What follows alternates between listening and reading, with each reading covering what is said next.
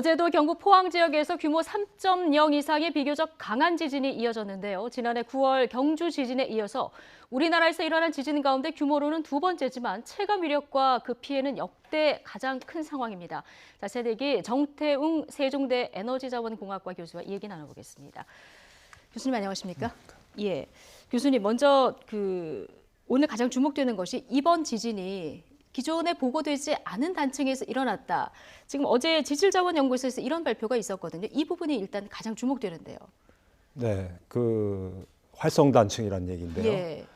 단층이라는 것은 먼저 지표에 지구조상 나타난 것을 바탕으로 조사가 이루어져 가지고 이것이 과거에 움직였느냐 안 움직였느냐 판단을 하게 되는데 네. 이번 같은 경우는 그 단층선이 두꺼운 퇴적층에 깔려 있다 보니까 밑에 네. 있는 것은 잘 알 수가 없죠. 네.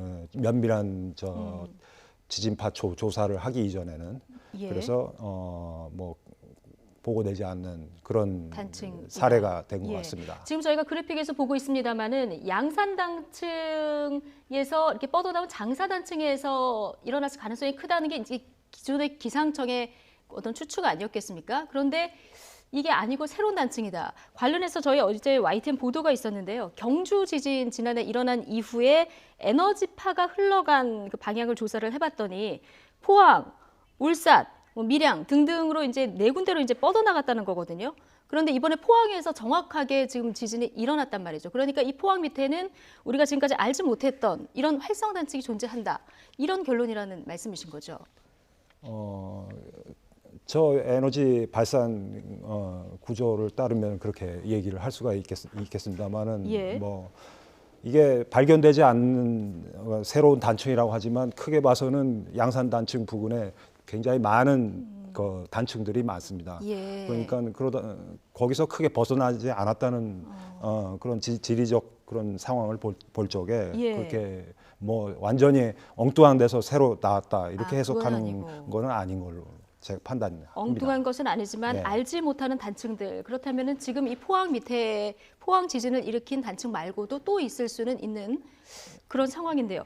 교수님 이제 저희 국민들 입장에서는 활성 단층하면 굉장히 좀 무섭게 들리거든요. 이건 어떤 활성 단층은 주로 어떤 걸 얘기를 하는 겁니까? 이거는 학계 기준입니다만은 예. 10만 년에 한 번 움직인 증거가 있으면 활성으로 구분을 합니다. 10만 년에 한 번 움직이는 예. 기준이 있으면 예, 그러니까 굉장히 앞으로 움직일지 안 움직일지 예. 인간 활동이 문명이 10,000년도 안 되는데 네. 10만 년 동안에 한 번 움직인 거 가지고 이제 활성 여부를 따지게 되니까 예. 글쎄요, 그걸 가지고 이제 너무 염려를 하는 것도 좀 문제가 있다고 판단이 됩니다. 그래도 10만 년에 한 번이라고 해도 그게 지금일 수도 있으니까요. 네. 예. 지진 지도가 그런데 2041년에나 완성된다. 자, 이런 보도가 있던데 이거는 왜 이렇게 시간이 많이 걸리는 겁니까? 그러니까 아까 말씀드린 10만 년에 한 번인데 네. 그것도 그게 크게 움직일지 작게 움직일지 피해가 날지 안 날지 예. 모르는 상황에서 굉장히 사회적 재산 문제도 있고 해가지고 민감한 문제입니다. 그러니까 검토를 거쳐야 되는 걸로 알고 있습니다. 함부로 밝히면. 예, 그렇군요. 문제가 크니까. 민감한 문제기도 하고 지금까지는 지진이 사실 경주 지진 일어나기 전까지는 그렇게 지진이 큰 문제가 되지 않았기 때문에 조사가 그렇게 활성화돼서 되지는 않았다. 이렇게도 볼 수 있을 것 지금까지 같은데요. 예. 우리나라에 이렇게 경주 지진과 같이 예. 또 이번 포항 지진과 같이 피해 지진이 발생하리라고는 그렇게 저희 지진학자들도 그렇게 생각하지 않았는데 이번에 지진이 이렇게 자주 나게 되고 그래서 최근 경주 지진 이후에 경상도 일대 정밀한 지진 발생 가능성에 대한 연구를 네. 시작한 걸로 알고 있습니다.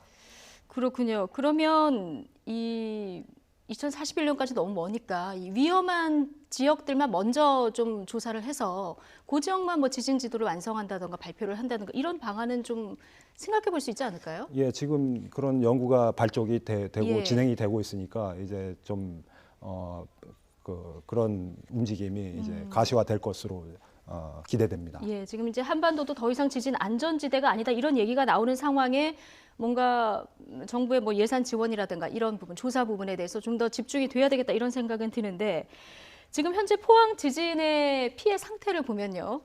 그 작년 경주 지진보다 규모는 작지만 피해 건물도 좀 많았던 것 같고 그리고 건물의 피해 상황을 보면 이렇게 딱 뭐 금이 갔다기보다는 와르르 무너져 내린 이런 현상이 많았거든요. 경주 지진하고는 어떤 차이가 있는 겁니까? 그러니까 경주 지진은 깊이가 깊고 예. 또 지반도 비교적 단단한 안반층이 그런 관계로 해가지고 주파수가 높은 그러니까 피해가 낮은 그런 지진동이 많았는데 고주파일 경우는 고주파. 피해가 좀 낮습니까? 예, 그 각 건물마다 그 진동수에 따라서 피해 정도가 이제 달라집니다. 예. 네, 이번 경우는 지진이 깊이가 얕고 그리고 그 집안이 연약 집안이다 보면은 저주파가 이 중폭이 돼가지고 그래서 예. 그 흔들림이 커서 피해가 컸던 걸로 여겨집니다. 그렇군요. 지금 그 산림청 발표에 따르면 포항 지진 때문에 9km 떨어진 산에서 땅이 밀리는 현상이 관측됐다. 이런 그 발표가 있었거든요. 자, 그러면 이 지진 여파로 산사태 가능성도 있는지 이것도 대비를 해야 되는지 또 좀 불안합니다. 예, 보통 그 환태평양 조산대 지역에서 규모 7 정도의 지진이 나면은 산사태가 많이 보고가 돼 있습니다. 예. 그래서 글쎄요. 규모 5.4 정도의 지진 가지고 산사태가 날지는 제가 잘 모르겠습니다. 그 부분은 이제 그 산사태 전문가의 의견을 청취를 해야 될 것 같습니다. 어쨌든 이 부분을 좀 주목해서 보기는 해야 되는 상황이겠네요. 교수님이 이제 일본 지진 연구를 중점적으로 하셨다 이렇게 들었는데요. 한국 지진하고 일본 지진하고 어떻게 좀 다른 점이 있습니까? 그러니까 일본의 그 지진의 규모라는 것은 지역마다 그 통계적으로 예. 나와 있습니다. 지난번 동일본 대지진과 같은 큰 지진은 해안 지역에서 해안 단층 지역에서 나고요. 좀처럼 일본 육지 지역에는 나지 않습니다. 예. 일본 육지 지역은 이제 그 해안 지역에 영향을 받아서 규모 7 정도가 예. 빈번히 나고 그러니까 8 정도는 절대 나지 않습니다. 그런 통계로 봐서 한반도에는 과거 그 기록을 예. 바탕으로 이제 규모 최대로 잡아서 6 정도가 아니겠는가. 그러니까 일본 규모에 비해서 하나 더 낮은 예상을 해보자면요. 예.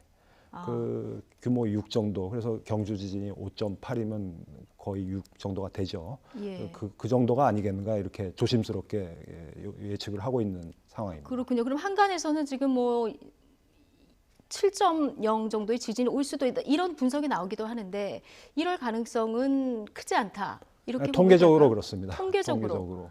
지금까지 나온 여러 가지 통계를 분석해 봤을 때 6 정도면 한반도에서 가장 기상청의 발표를 나온 바 있습니다만 최근에 네. 6 정도가 나오지 않겠느냐 이렇게 발표가 되고 있고 통계적으로 그렇다는 얘기인데 뭐 모르겠습니다. 그 동일본 대지진도 규모 9가 나왔는데 그때 당시도 규모 8이 최대다 이렇게 지진학자들이 얘기를 했으니까 예. 자연 상황은 항상 예외가 있다는 것은 그렇죠. 예측할 수 없으니까요. 예.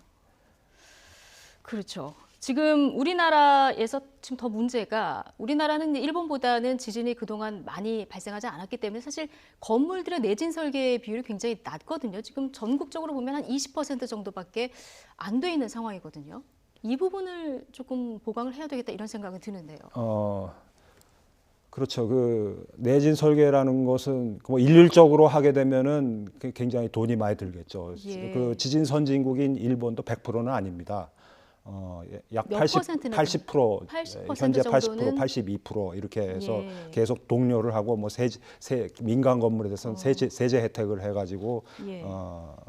그러고 있고 또 그렇지만 또 부실 건물이 있고 그래서 지난번 여러 지진 나면은 내진 설계가 돼 있는 건물도 무너지고 그런 상황입니다. 예. 그래서 뭐 우리나라도 그렇게 이 상황에서 일본과 같은 데도 그렇게 100%가 아닌 상황에서 우리가 100% 이렇게 따르는 거에는 이제 많은 시간과 비용이 또 발생하겠죠. 비용이 크겠죠. 이게 이제 비용이 건물주들이 이 비용을 다 대서할 것인지 이 부분에 지원이 있어야 되는지 아까 이제 저희 그 취재기자 연결에서도 건물주들이 이런 하소연을 한다 얘기를 하고 있는 상황인데요. 그럼에도 불구하고 지금 88년도부터인가요? 내진 설계 기준이 이제 도입이 됐는데 그때 이후 지어진 건물이 많을 텐데 20%밖에 안 되는 이유는 뭐 있을까요? 제가 알기로는 저 88년 이전 것까지 다 포함해서 예. 20%로 알고 있는데 그러니까요. 예. 일단 그 서둘러야 될 것은 공공건물 네. 특히 학교, 그렇죠. 그런 거에 대해서 좀 보강을 하고 그 일률적으로 한다는 거에 대해서는 저는 좀 그러니까 비용 문제 예. 때문에 그 회의적인데요. 일률적으로 하긴 힘드니까 일단 공공건물 먼저. 그러니까 일률적으로 예. 하기에 앞서서 먼저 그 지역이 연약 지반인가 예. 아니면은 또 단층 조사가 앞서서 이루어져 가지고 지진 위험 가능성이 어느 정도인가 이런 것이 병행되어야 되는 걸로 예. 제가 국민들이 이제 여러 가지 피해 현황 중에서 굉장히 좀 무섭게 다가와서 본 장면들이 이 필로티 구조의 건물이 붕괴된 저 지금 나오는 화면이라든가요. 노후 아파트가 이렇게 피사의 사탑처럼 무너져 있는 화면, 또 학교에서 막 벽돌 떨어지는 화면들 이런 굉장히 좀 공포스럽게 다가오긴 하는데 이게 지금 이 상태에서 요 무너진 상태에서 지진 보강이 가능한 겁니까? 내진 보강이 가능한 겁니까? 그러니까 저는 뭐 그 방면에 그 건축 전문가는 아닙니다만은 예. 그 일부 건축 전문가님들이 말씀하시는 거에만 저런 것은 다 내진 구조만 지켜지면은 필로티 구조라도 네. 충분히 지진을 견딜 수가 있고 또 보강 공사도 가능하다고 보강 공사도 합니다. 가능하다. 예, 예. 저기서 그러면 그러니까 저 옆쪽에 있는 비슷한 지역인데 또 필로티 건물인데도 괜찮은 건물들이 또 있다고 하더라고요.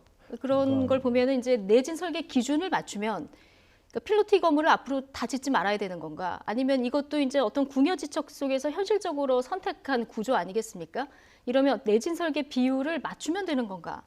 예, 예. 그러니까 그 전문가 그가 말씀하시는 것이 이제 그러니까 제대로 네. 내진 구조를 지켜지면은 필로티 구조라고 해서 문제될 게 없다. 예, 이렇게. 알겠습니다. 교수님, 그러면 마지막으로 지금 우리나라에서도 큰 지진이 뭐 1년 2개월 만에 지금 2번을 겪은 거 아니겠습니까? 앞으로 우리가 가장 준비해야 될 것 뭐라고 보십니까?